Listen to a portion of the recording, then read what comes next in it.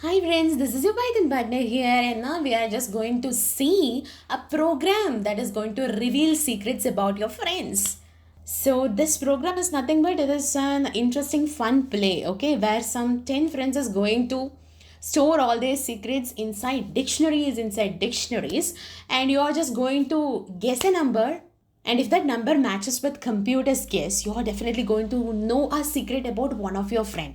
Okay, so this is what actually is going to happen. It's a very interesting program, and you just listen to what is happening line by line here, and after that you could ask your 10 friends to store their secrets like this, and you could just play with this, and in the process you'll be get used to your programming concepts, as well as you'll get to know the secrets of your friends. Okay, sounds very interesting, right? Yeah, of course, secrets are always very interesting. Yes, so we are just going to see this whole program with the concept of nesting. So I really assume here you are the person who really know what is the concept behind nesting, and if not, I really suggest you to go watch that video, and I've already included the link in description box. So do watch it and come back here. And now let's see what is happening in this program right now. So here at first there is a line import random. Of course, random is nothing but it is a module of Python. Okay, it consists of different classes and functions and variables of Pythons, which we could import in our current Python file using this import statement. Okay, and random, of course, you already know it sort of some randomness. Okay, it is going to select some random sequence of numbers or anything from a given list or tuple, something like that. So that is the usage of this module, and we'll see very deeply about this random modules with lots and lots of programs in upcoming videos. And right now you just follow me here. So yeah, now we have secrets. It is a main dictionary, and inside that we have names of our 10 friends here. Okay, that is the key, and their value is nothing but another dictionary. So this is the concept of nesting dictionaries inside the dictionaries. Okay, so yeah, so here Alice is a key, and value of Alice is nothing but another dictionary in which there is a key is a secret, and there is a particular secret about Alice. Like that, a secret about Bob, Charlie, David, so and so are 10 friends, of course. Okay, and now there is a next line. So person name comma person data is equal to random dot choice of list of secret dot items of. So I really want your complete attention here. A big process is happening here. Okay, so let's see from that secrets dot items of. So secrets dot items of, in sense, this items of method is going to give you the dict items. Okay, that is the view of that complete dictionary, where you could see the complete visual or complete thing what is inside the dictionary, and you could actually iterate over each and every element of it. Okay, like Charlie, David, Emma, like that you could iterate, or else you could completely see what are the secrets of every of your friends. That is it. Okay, so that is the thing with the secrets of items of. Secrets of is nothing but the dictionary's name. Okay, and now let's just go to this list of secrets of items of. So what is happening here, in sense, it is making this complete dictionary into a list of tuples. Okay, where you can work with each and every element very separately.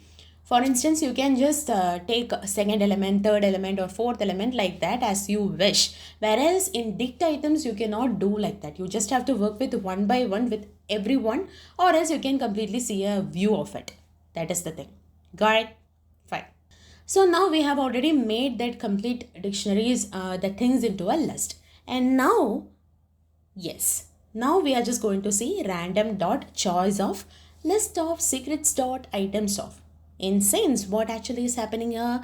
Now this random dot choice of is nothing but it is a function inside that module random, so that we are using it like this. We are just accessing that choice function from that random module using this random dot name of that function. Okay.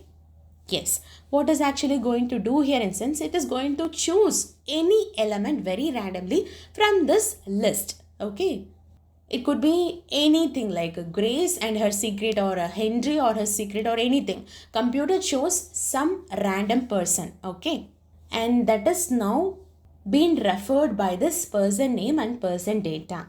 what actually is happening here? We are just going to unpack that whole thing into this two variable. Okay. So the person's name, that is the key value, will be given to this person name, and that complete value that in the dictionary will be given to this person data. Okay. Okay. I hope you really understand till this.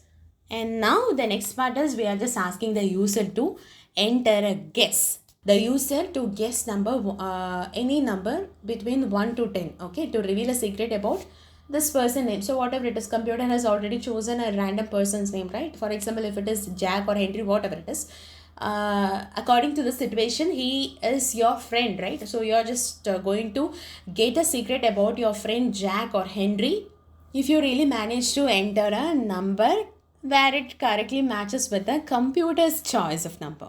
See, that is what is happening below. See, check. We are just going to check the user's guess if it is equal to computer's guess. Again, here is the line random.randint of 1 comma 10. So what actually is happening here? So randint is nothing but it is a function inside a random module. It is going to give you the random integer from this limit that we have written here, 1 to 10. Okay, 1 is the starting point and 10 is an ending point. Including both these numbers, we are just going to get any number that computer is going to choose from that sequence. Okay, so that is the functionality of this random integer, randint function here. And for example, we can take our guess is 8, okay, and computer chose something else, we are not really knowing it. And what would happen? Of course, the if condition is not satisfied and we have completely lose that opportunity to know the secret about our friend. Okay, so yes, so what will the message be given? Else block will be executed and you will be get the message, sorry, your guess is incorrect, better luck next time, like that. And what if user guesses 5 and computer also does the same? Right now you'll be getting a congratulations message, that is you guessed the number correctly, and now here is a secret about your friend Henry or Jack is going to be given to you. And see, this is the output. I really managed to get output for both the situations, and first one is very easy and the second one was kind of tricky, but still yes, I really got that. And see, and first one, see, guess a number 1 to 10 to reveal the secret about Emma, your friend Emma. Okay, so you really guessed 8 and it was completely a wrong one, so we didn't get a chance to see what is Emma's secret. And once again, user tried. Of course, the user really don't like to give up here, of course. So yes, the next time user guess 5 and it is to know the secret about Jack, and of course computer really choose the same number, and yes, we got to know what is the secret about Jack. And what it was, Jack once won a poetry contest. Oh my god, I don't know what is the prize he got. So yeah, that's it. So this program really explains you the concept of dictionaries inside dictionaries, and I hope you really understand this program, and it is kind of a fun play, right? So do play with this and try to know the secrets without reading the secrets directly inside the program file. Okay, so yeah, be fair here. So do play with this program as much as you can, and so that all the concepts will be completely settled in your mind and you'll be get used to all these concepts used inside here. And yes, don't forget to like the video and do join me in this journey of learning to make this journey more interesting. Bye bye and take care.